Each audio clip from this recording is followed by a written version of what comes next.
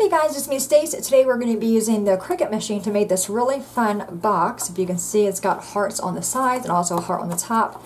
And then we have the inside. It's about 3 by 3 by about maybe 1.5 inches tall.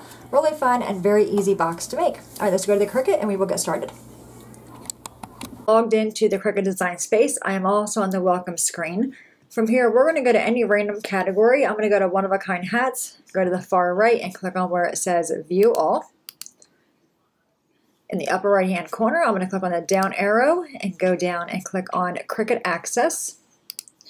In the search box, type in Heart Box, then click on Enter. It'll bring up this box right here. Go ahead and click on that. You'll see it also brings up a preview window. Very bottom, choose Customize. Alright, so we have the box one side, the other side of the box, and also the piece for the top. These pieces are for the pattern paper that's going to go behind these heart cutouts. So we have one for the top and all 4 sides. I'm going to go to the upper right hand corner and click on Make It. You will see it calls for 2 mats. So we need 1 mat for the paper, 1 mat for the cardstock. But I'm going to go ahead and click on Cancel. I want to cut the boxes out in 8.5 by 11 cardstock. So I want to change the colors of these. Normally you just click on the image, go to the upper left hand corner, you're able to click on the color, but you can see here it has a dash going across it. So what I want to do instead is go to my Shapes tab on the far left and just click on a square. I'm going to make this square be red or any color. I'm going to right click on that square and choose Duplicates. Now I have 2 of them. And make the other square be a different color, and I'll choose green for this one. Now when I go to my far right toolbar, we have our layers panel. Right above that is our color sync panel. I'm going to click on that. You will see this is all the colors we have or all the mats we have. I'm going to drag one of these pieces just by clicking on it and dragging it to the red mat. You'll see it change. I'm going to grab the other one and make that go on my green mat. So now I can delete these 2 pieces here. So now I have this one I can cut out on 8.5 by 11 cardstock, same for this one and that one. So I'm going to go to the upper right hand corner again, click on Make It. Now I have 4 mats, you want to click on your mat size. I'm just going to choose any mat for any material and choose Continue for a 12 by 12 mat. So I have this piece, I'll cut out my cardstock. This will be my pattern paper. This will be my other piece of cardstock, and this will be the other part of my box. I'm going to click on Continue, cut all the pieces out, go to the table, and we'll put the box together. Alright, we are back. Everything is cut out. We're first going to go ahead and score on all of our pieces. This is the lid. Then you want to go back in with the bone folder and give each one of these pieces a better crease. I said before, when you're making boxes, it's really important to have nice crease lines. So I'm going to grab my bone folder and do each one as I go.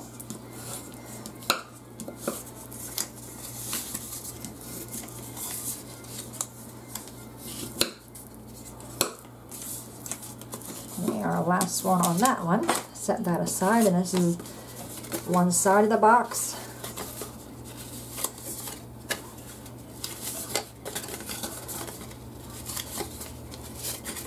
And you also have that little score mark down there. Make sure you go ahead and get that one. And the cardstock I'm using is Paper Tray Ink. What is it called? Honey Nut? No, Saffron Spice cardstock, and the paper is also Paper Tray Ink. That is from the Dottie Biscotti paper pack. Alright, so we're good on that one. Do this one.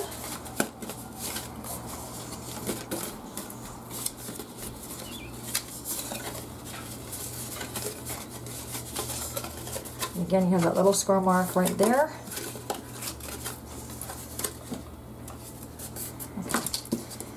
Crease all these guys up.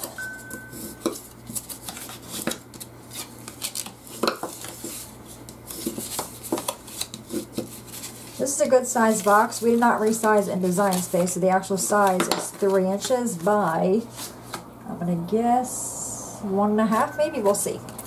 Alright, now we have this piece. We're going to take these papers and they're going to go inside here, so when the box is closed, you'll see the paper there.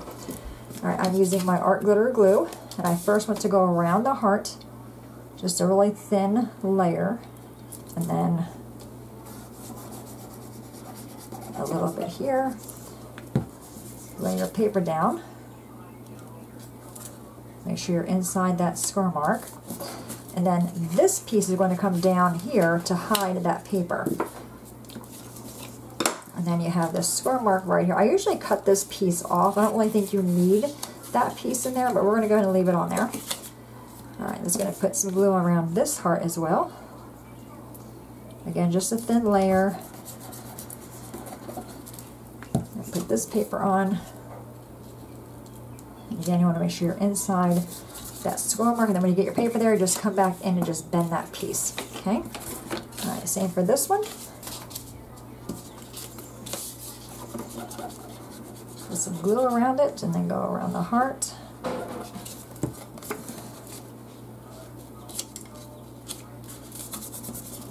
And just bend that over to make sure you got it in there lined up. And the same for our last one right here around the heart. And then just kind of all over. Put this piece in. We'll bring this over. Okay. Now we have our top. We're going to do the same for the top on the inside. Put glue around the heart. And by going around this image, it keeps from popping up. Just a thin layer, and then kind of go on the outside a little bit. Like that. And take this paper and put that on the inside here.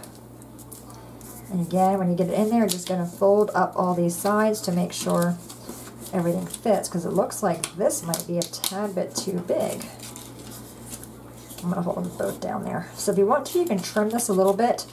I'm actually going to do that. I think it's a tad bit too big. Alright, so you're just going to cut a little bit off the one end here.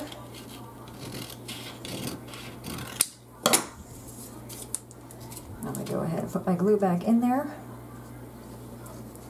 Yeah, so just test this before you cut it out to make sure it fits in there. Alright, yeah, much better. Alright.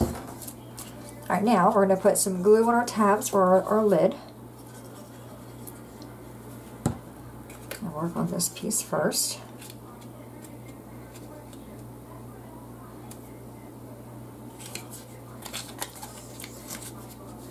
All four of the tabs, you want to try to do a thin layer of glue. The thinner the glue layer, the faster the box will dry, or the piece. I'm going to do both of these tabs at the same time. Put glue on both pieces, and then bring them in on this side. Looks like you can probably trim these end pieces. I did not trim them, but it looks like you possibly could. You know, like angle the cut, because they do overhang a little bit. I'll show you that. See if you can see that, how it overhangs a little bit. So before you assemble it, if you want to, you can trim. I'm not really going to worry about it, but you can trim. I would trim those edges before you assemble it. Okay, so we have that done. Now we have, this is the bottom of the box. This piece is going to go here. Alright, just make sure they all match up. I'm actually going to flip it over. I think it's easier that way. Put glue on this flap. And you want to go thin and edge to edge. I even take my fingers sometimes just to even it out some so it's not so thick. And I get even coverage. And then I'll take this one and just line it up with that piece. Just like that. Okay, so we have that done. Go on the inside, just give that a rub. Now the idea with these ones is they come down like this, and they're going to get glued down. So go ahead and put some glue on all these flaps right here. And this gives your box a folded edge on the inside versus just having that one layer of cardstock, or have the two layers of cardstock. It'd be a much cleaner edge. Okay, so just go along. Do each one of these pieces. If you want to, you can take your bone folder just to make sure they're down there really well. In this score mark, I'm not really going to worry about this too much. I'm actually going to fold it up. Like I said, I normally cut this piece off. I don't really think you need it. But I'm going to fold those up. Okay, just like that. Alright, now we're going to take this flap and it's going to get glued to this flap on that side right there. Okay, so I'm going to put glue on this piece. And again, you want to do a thin layer, edge to edge. So I'll just take my finger, kind of spread the glue around, and then bring this piece over. Make sure you're straight and lined up. I'm actually going to lay it flat. It will lay flat. Just to make sure I have good contact with my glue there. Okay, so we have that. Now we have the box. So you have these two legs. You're going to put those down first. And they're going to fold. There's little squirrel marks in there. Okay, so that's going to go down first. Then the sides. And then this piece is going to go under that. A little bit fiddly to get there. They just have to go under. Okay, so they're going to go under. See that? Then this goes inside there, like that. Now, and there's your box. If you want to, take another piece of cardstock, and for the inside that matches your box, just like we did here. Cut that for the inside. It'll hide this and also strengthen that box a little bit. All right, then we have the lid that's going to go on it. Let's see if the lid fits.